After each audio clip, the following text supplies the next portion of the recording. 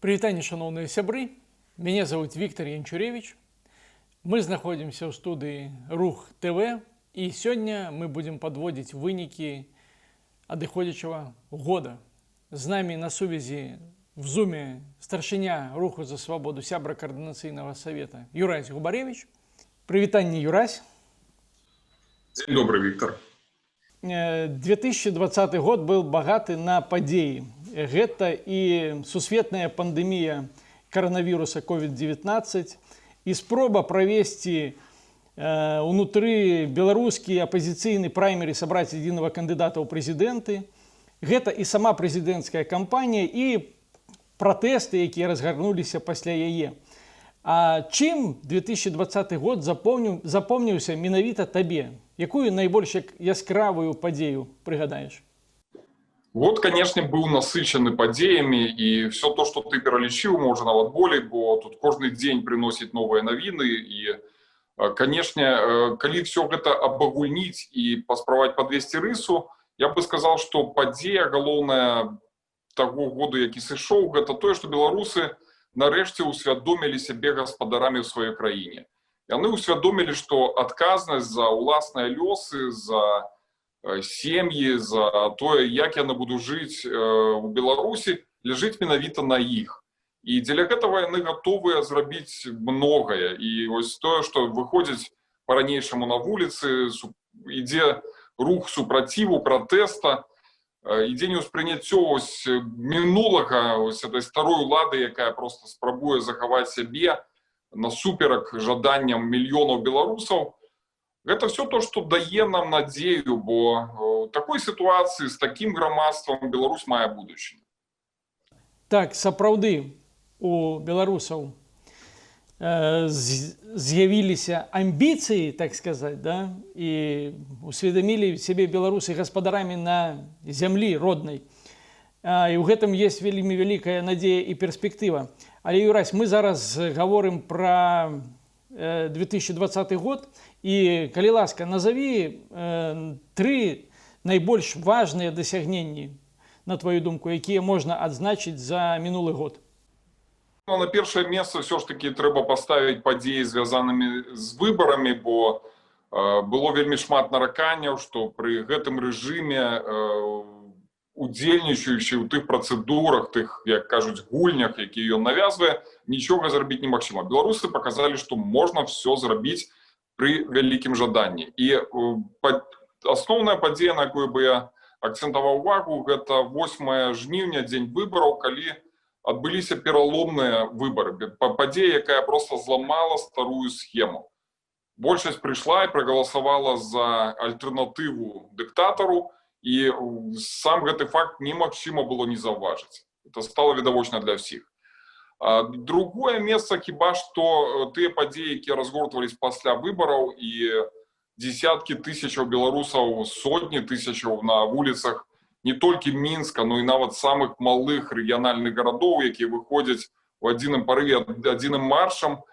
Па сённяшні дзень гэта даказвае, што людзі не баяцца, людзі гатовыя рызыкаваць, гатовыя несці адказнасць за тое, што яны робяць, і гэта натхняе.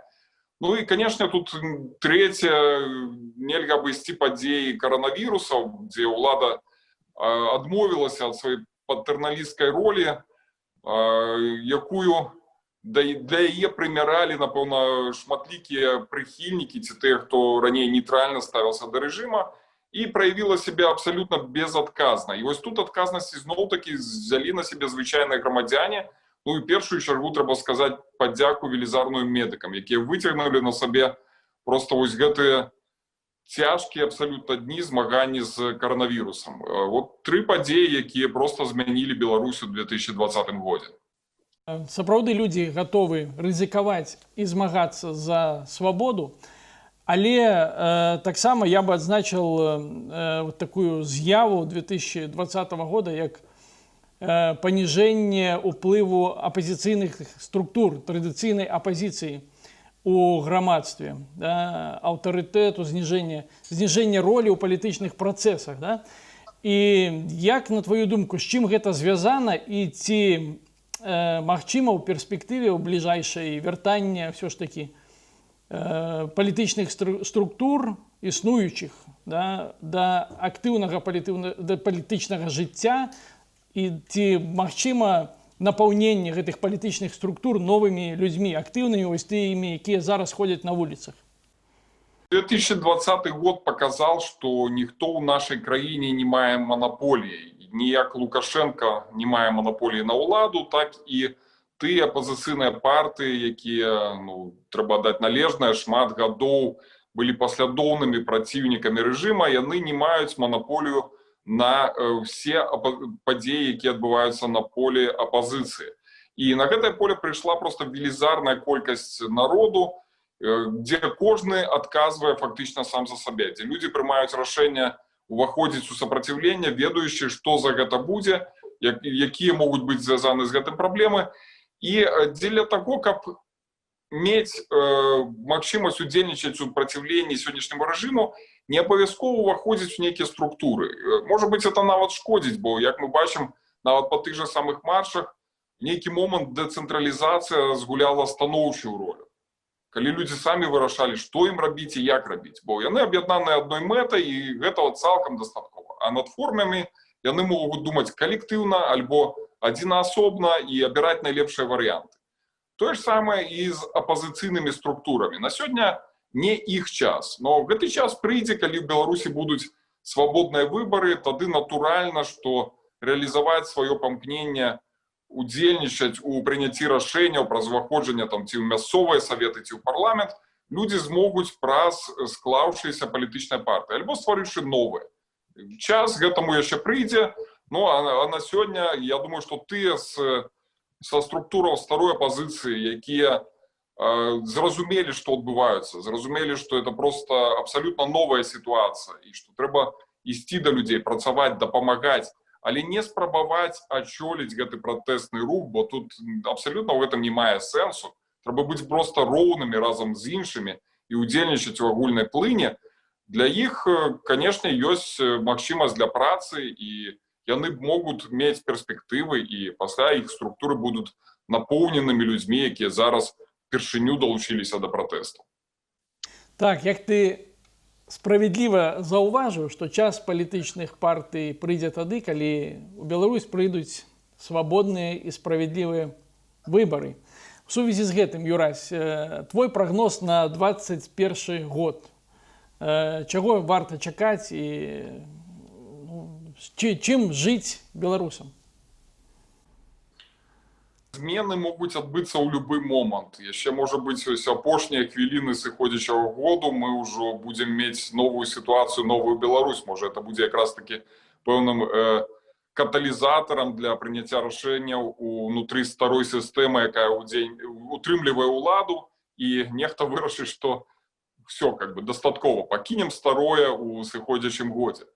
Але тым не менш, я перакананы, што перамены дастаткова хутка прыйдуць, і 2021 год это будзе годам аднаўлення Беларусі, калі мы будзем мець уладу народа, калі мы будзем мець рэальна працуючую канстытуцыю і заканадаўства, якое паважаюць і выконваюць все, ад грамадзянаў звычайных да тых, хто уваходзіць у нейкія сілавыя структуры ці чыноўнічыя кабінеты.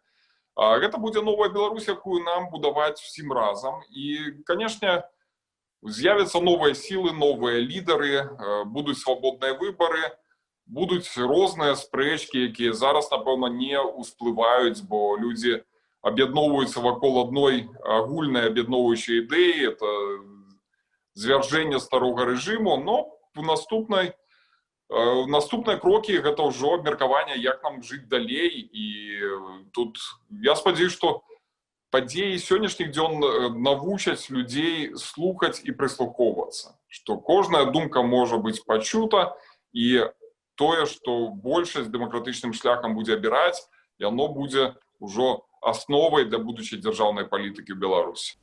Добры прагноз, Юрась, аптымістычны.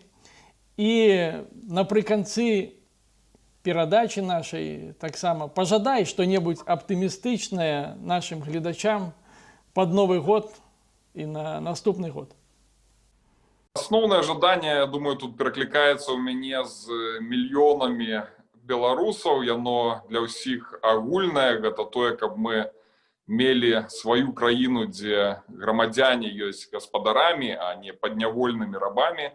Это перамены, і перамены гэтыя адбудуцца. Я жадаю ўсім проста верыць і рабіць всё магчымае, дарэчы, каб наблізіць гэтыя перамены. Мы разам зможам перамагчы і ўжо перамаглі. Тут засталось толькі замацаваць гэты факт, засталось толькі вярнуць уладу грамадству, народу Беларусі.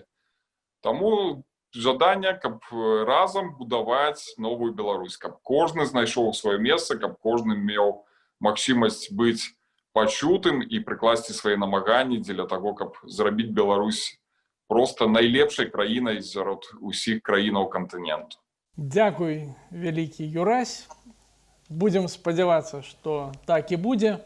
З намі на сувязі быў Юрась Губаревич, старшыня руху за свабоду, сябра каардынацыйнай рады. Шаноўныя сябры, дзякуй вам за ўвагу. Далучайцеся да нашых наступных перадач, распаўсюджвайце спасылку на гэтую перадачу. Будзем на сувязі. До новых сустрэч.